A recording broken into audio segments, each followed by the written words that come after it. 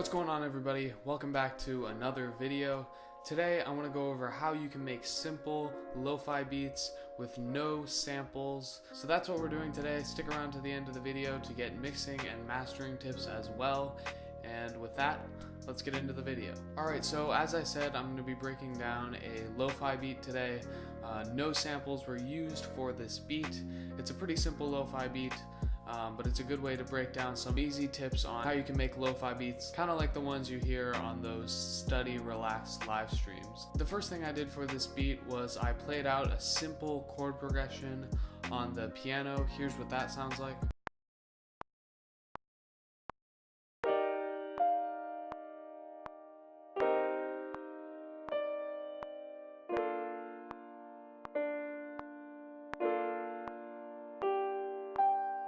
I used a lot of major and minor 7th chords for this particular chord progression. I'm playing in C minor, I believe. Next, I duplicated those chords over to a pad. This cool kind of flutter accent sound. Here's what that sounds like.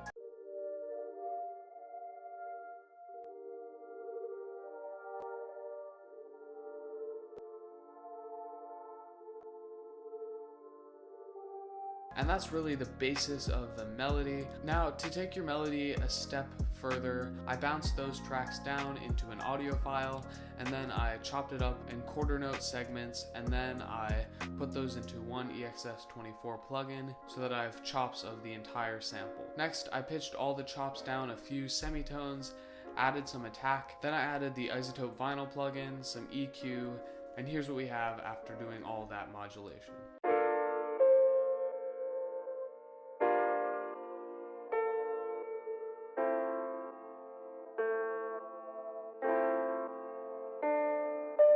Then I added some rain ambience just to give it that lo-fi feel, that cool sort of sample, chill, down-tempo feel. And here's what all that sounds like together.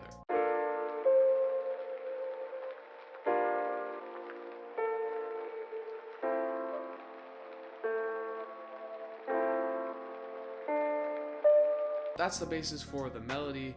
You can kind of see how there's that weird sort of lo-fi sample feel to it with the rain and everything. And that's really what we're going for in this particular beat. Moving on to the drums, I took a live hi-hat and then this sort of weird snare rimshot sound, and then I played out this basic drum pattern.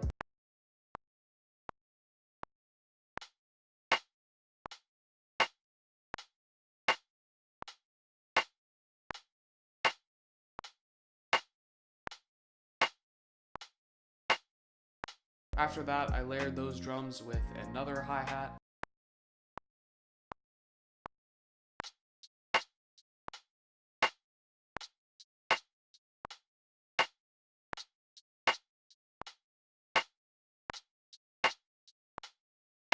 So back to instrumentation, I then took this weird sort of pluck synth sound, added some filter to it, and then I played out this basic transition sound.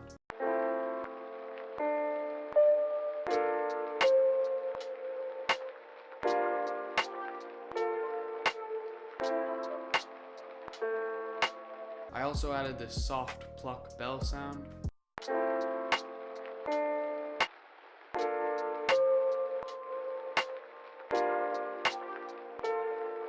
Alright, moving on from there, I then added a bass, which I also applied a chorus effect to get it panning around and add some cool distortion.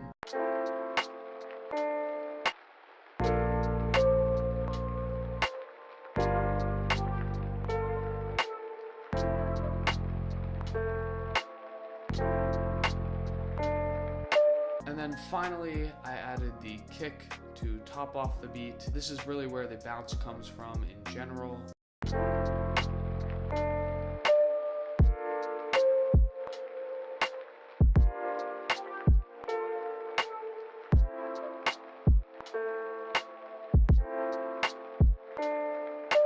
Now you'll notice that the beat here is pretty simple. It's not complicated, it's a very simple track, but really, at the end of the day, mixing and mastering is really what it's going to come down to separate your lo-fi beats from other beats.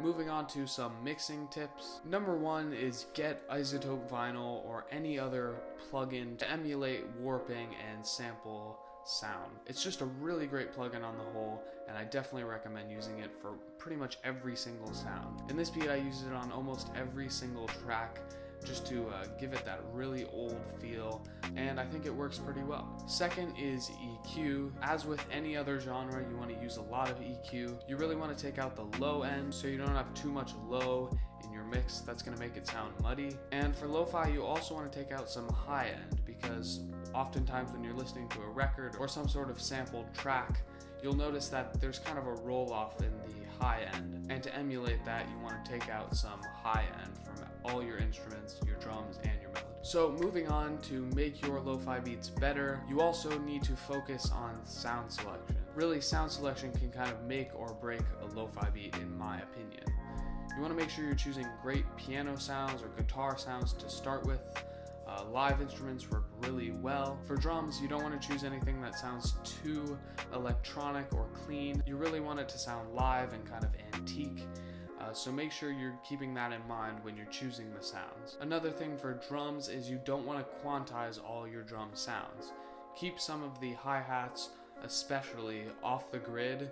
This will kind of add to the live feel of everything. Now, another crucial part of lo-fi is sidechain. So basically what that is you want to have all your tracks dip when the kick comes in. That's kind of one of the staple mixing effects in lo-fi hip-hop. For this beat, I grouped all the sounds together outside of the kick, and then I added a compressor and sidechained that sum track to the kick. I then played around with some of the ratio and threshold settings, and that's how you can achieve the lo-fi sidechain effect that you hear in pretty much all lo-fi beats these days. Now, for mastering, I also didn't do anything too crazy. Again, it's in the name. Your mastering doesn't have to make the track of incredible quality. Honestly, it's okay if there are some mistakes. That's one of the great things about making lo-fi. For mastering, all I did was add an isotope vinyl to my master track, and then a free soft clipper plugin, and then turn the gain up, and that was it. So those are my tips and tricks for making basic, simple lo-fi beats. Hope you learned something and enjoyed this video. Don't forget, we have new videos every single week, breaking down beats, giving you guys tips on production, so make sure to subscribe for those. And with that, I will see you next Friday.